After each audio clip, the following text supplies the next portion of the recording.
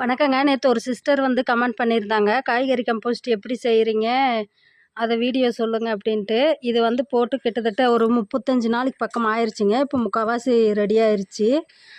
பாருங்கள், கருப்பு கலரில் ரெடி ஆயிடுச்சிங்களா. துளி கூட துர்நாற்றம் கிடையாது, ஒரு வாசம் கிடையாது.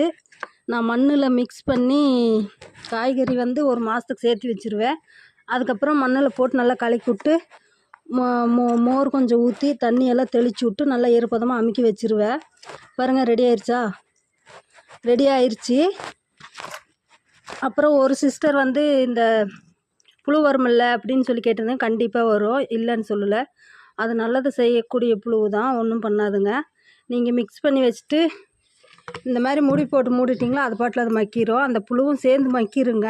40 நாளைக்குள்ளே 40-50 நாளைக்குள்ளே எல்லாம் ஃபுல்லாக மக்கிரும். மூடி போட்டு மூடுற மாதிரி வச்சுருங்க. ஓப்பனில் வச்சுருந்தா தான் அந்த புழு வெளியே வந்துடும்.